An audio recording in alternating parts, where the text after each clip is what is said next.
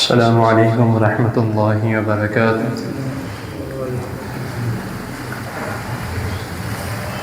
نحمده ونصلي على رسوله الكريم، اما بعد،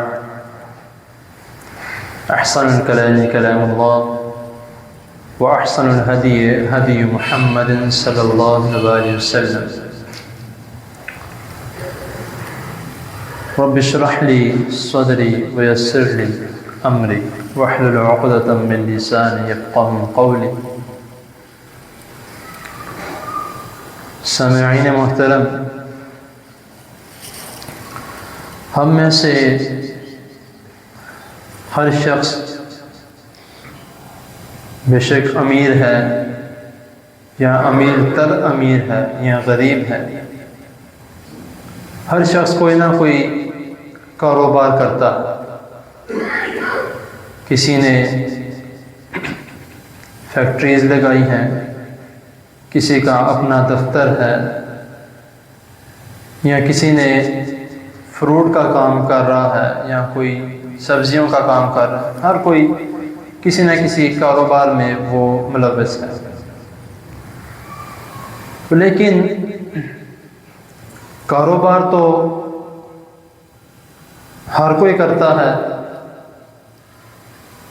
کاروبار غیر مسلم بھی کر رہے ہیں، جو قرآن کو برا بلا کہتے ہیں، نعوذ باللہ۔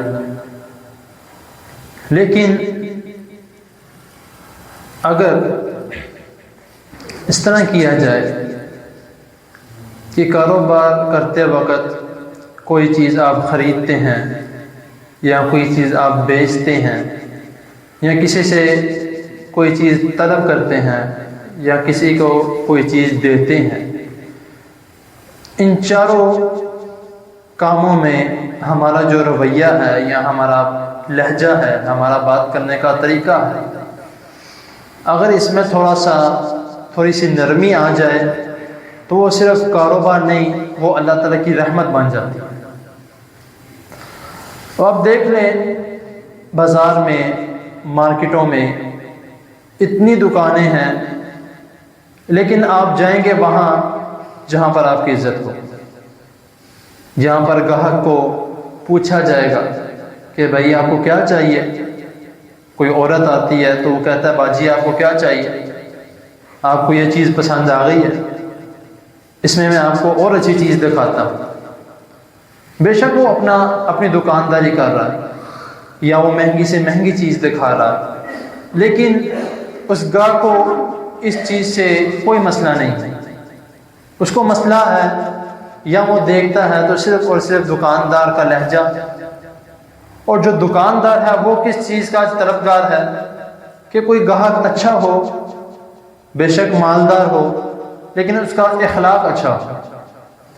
مثال کے طور پہ ایک دکاندار ایسا ہے کہ آپ اس سے کوئی چیز خریدنے جاتے ہو، آپ اسے کہتے ہو کہ مجھے یہ پسند نہیں آئی، کوئی اور دکھا دو، وہ کوئی اور دکھاتا ہے، آپ اس کو کہتے ہو یہ بھی مجھے پسند نہیں آئی، کوئی اور دکھا دو۔ اب اس کو ایک دو مرتبہ کہنے کے بعد پھر وہ آگے سے جواب دیتا ہے کہ یار جو چیز پسند ہے لے لو، نہیں ہے تو جاؤ جا کسی اور دکان پہ دیکھ لو، اپنا کام کرو جا کے، تو مجھے کیوں تنگ کر۔ اب جو شخص ہمیں یہ کہہ دے گا اس کے بعد دوبارہ جائیں گے؟ کبھی بھی نہیں جائیں گے، بلکہ دوسروں کو بھی منع کریں گے یار اس دکان پہ نہیں جانا، یہ جو بندہ ہے اس کا لہجہ ٹھیک نہیں، پتہ نہیں کس طرح دکانداری کرنے کے لیے آ گیا، اس کا جو لہجہ ہے، اس کا بات کرنے کا انداز ٹھیک نہیں۔ اب کوئی دکاندار دکان پہ جاتا ہے کوئی چیز خریدنے کے لیے، اب وہ جا کے یہ کہتا ہے کہ بھائی مجھے کوئی اچھی چیز دکھاؤ۔ اب اس کی دکان پہ جو چیز ہے وہ اس کو دکھا دیتا ہے، وہ کہتا ہے اس سے بھی اچھی چیز دکھاؤ، وہ اس کو وہ بھی دکھا دیتا ہے۔ اب وہ پھر بعد میں اکثر اس طرح ہوتا ہے کہ جو لینے گئے ہیں وہ غصہ کر جاتے ہیں کہ یا میں تمہیں کہہ رہا ہوں اچھی چیز دکھاؤ، تم اپنی مرضی سے دکھائی جا رہے۔ یہ بھی طریقہ ٹھیک نہیں بھئی، آپ اس کو دکان پہ چیز خریدنے کے ہو، آپ اس کو اچھی چیز کہہ رہے، وہ اپنے حساب سے جو اس کو اچھا لگ رہا ہے وہ آپ کو دکھائی جا رہا ہے، آپ اس کو کہیں جاؤ وہ آپ کو دکھائی جائے گا۔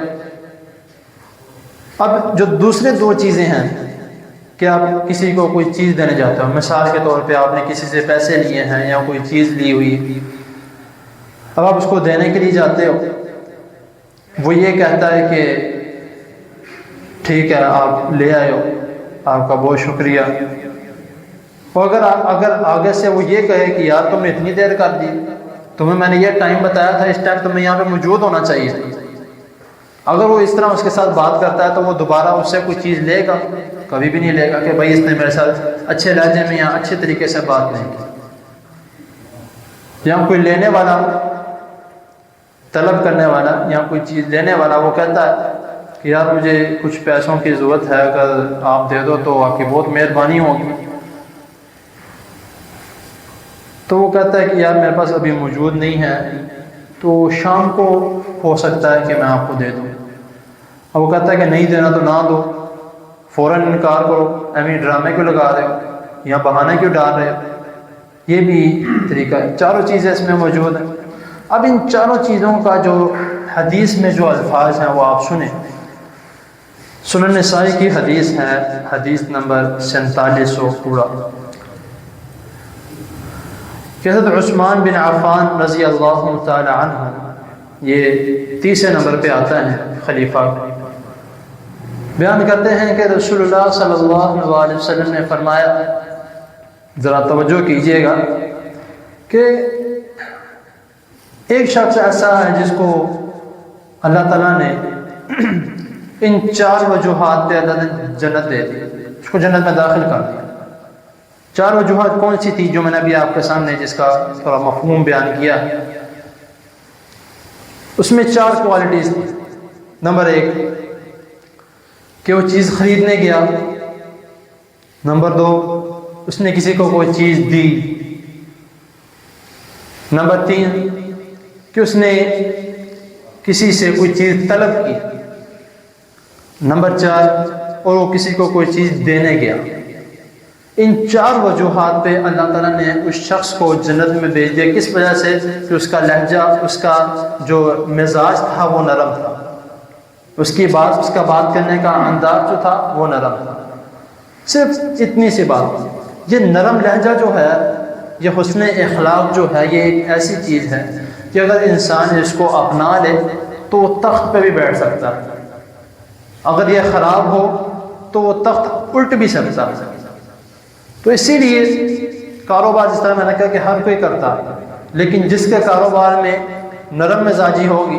ایک بازار میں مجھے یاد آ گیا کہ ایک بندہ ہے، میرے خیال سے اس کے دکان کا نام اس کو ہوزری والا شاید اس طرح کہہ کے بلاتے ہیں، وہ جرابیں وغیرہ اس طرح کے سویٹر وغیرہ بیچتا ہے۔ تو ہم جب بھی اس کے پاس جاتے ہیں تو